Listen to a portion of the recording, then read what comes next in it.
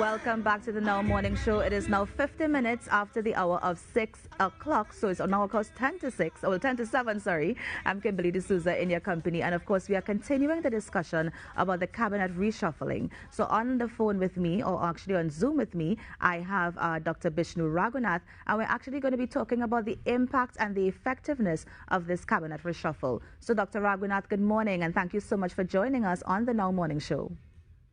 Good morning. It's a pleasure to be here. It's a pleasure to have you here, Doctor. I mean, we are going to be talking about the impact and the effectiveness of the cabinet reshuffle, but I just wanted to get your thoughts quickly on, what do you think would have led to these reassignments of these new portfolios? Okay, so let's start with the Attorney General's portfolio. Clearly, that has not been on the spur of the moment decision. That has been there for some time. There's no way, for instance, that we could be told that Mr. Reginald Armour would have been called within hours and be told that come into President's house and be sworn in. So clearly that he has been advised some time ago that he will be sworn in. It was when he was ready or when the government was ready. And more importantly, that he was able to clear his desk before he would have sworn in. So this has been in the making for some time now. I would think what would have triggered it, I don't know. If the trigger was simply when Mr. Rambarat offered his resignation that morning, that the Prime Minister decided, well, okay, today's the day we go forward. Whatever the trigger, clearly the Prime Minister had concerns as to what was happening in the Attorney General's office.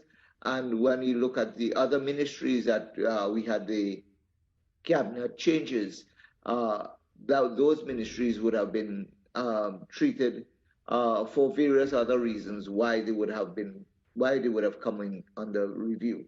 So for instance, whether housing and planning, that exchange between ministers, that may have come under review for another particular reason. Whether or not it was the Prime Minister wanting to put a person who is more vocal and on the ground into housing, as opposed to somebody who is much more meticulous into planning. That could be the reason there. We don't know. Now, you mentioned something interesting in terms of Minister Rambarat, of course, giving in his resignation letter. Do you think Minister Kazim Hussain is ready to take on, a ministry such as agriculture? Well, you see, this is the problem. Whether Kazim Hussain is not the vocal fighter, so to speak. He works quietly, does his work, and that, I think, is one of the characteristics that he had in local government, and that's the reason why he had to be moved from local government. Because as we go into a local government election, you need somebody who is going to be vocal, who's going to be high profile, who's going to be meeting with the supporters of the PNM and trying to woo them to make sure that they remain consolidated in order that you win the election. Mr. Hussain is not that type of person. And whether he will be working in the same way, in the same vein, in the Ministry of Agriculture, we'll really have to wait and see. But clearly, according to our Constitution, there's no really requirement to be a minister, except that you are alive. Dr. Ragoonath, that's an interesting opinion to have. But I mean, a lot of focus has been given to the Attorney General office and, of course, to the Ministry of Agriculture. But I mean, the other ministries, for example, let's look at planning and development. Let's look at housing. I mean, do you see any important policy changes coming forward since these portfolios have been reassigned? No, I don't think that we'll see major policy changes. It's going to be a continuation of the work done by them and done by those two ministers. And really and truly, I don't think that, in my personal opinion, I don't think this is simply a matter of changing policy, but rather it's simply a matter of putting persons to the test, the litmus test, if you may call it that, as to who is going to be stronger, because here all you have is simply two ministers who have been exchanged. So we've seen how one of them have worked in planning and the other have worked in housing. Now let's see how they work in the reverse roads. And that is the context in which it's a test for them. It's a test for them because I think that the Prime Minister is thinking succession planning down the road, and he probably wants to see how some persons behave and perform in different ministries. And this, I think, is really and truly the reason for that particular shift, other than the fact that there's a local government election on the horizon, and he would want somebody who is good on the ground, high profile in speaking, and who will really be able to galvanize the supporters to come out and vote for them, and that would be Camille Robinson Regis.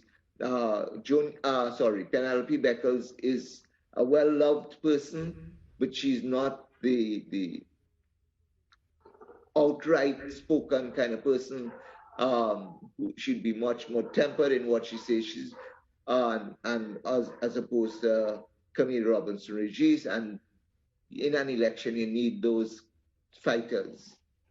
Now, so Dr. Ragoonath, then are there any benefits to the public from these changes? Because so far what I'm hearing you saying in terms of, there mightn't be any policy changes, or it might just be, Dr. Rowley trying to see, how other ministers manage the ministries. So with a change like this, I mean, what can the public gain from it? Well, I mean, it's really not much that the public will gain. We don't know for a fact whether or not there will be any policy changes in any one of these ministries. We don't know, for instance, I mean, okay, so let's go back to Mr. Kazim Hussain. Mr. Kazim Hussain, one of his first statements was simply, I'm going to continue the work of Clarence Rambarat.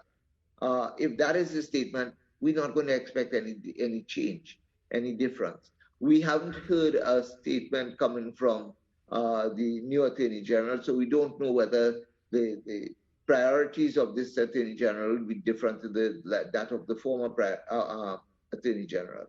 So those are the kinds of concerns. As at this point in time, the public is no better off or no worse off with this cabinet reform reshuffle. We'll really have to wait and see how these ministers perform and what is the directives coming from the cabinet, and in terms of their respective ministries, what policy directives they are going to adopt. Now, Dr. Ragoonath, we only have a few more minutes, but in these few minutes then do you think that these reassignments would have affected or impacted the voters' decision, of course, as we look forward to the local government elections at the end of the year? And that is why I keep saying that this reshuffle, to a large extent, is geared towards the voters. Faris Alwari becoming Minister of Local Government is there as a high-profile character, a high-profile minister, high-profile within the party as well as within the cabinet, and he's there to ensure that the party retains its seats in the local government elections and probably advance itself. That is the whole context of putting a minister like Faris Alwari into that ministry, to woo voters. And that, I think, is where, but mind you, it's not only to woo voters, it's really to consolidate the PNM vote base, because one thing the Prime Minister would not want is a repeat of THA 2021 in Trinidad, in that he doesn't want to lose an election and he doesn't want to lose it so badly. So clearly he's going to put all his forces, all his resources that he can to make sure that the PNM maintains its position. And it is in that context that you need a Faris Alwari on the ground. You need a Camille Robinson Regis out of the office and on the ground. And that is the context in which this reform, this reshuffle would have taken place. Great. Well, I mean, Dr. Ragoonath, thank you so much for joining us here on the Now Morning Show. I think you provided a bit of perspective in terms of, maybe how this can or may not affect the public, and of course what we can look forward to in the upcoming days. So thanks so much for joining us again. Again, it has been my pleasure. Thank you.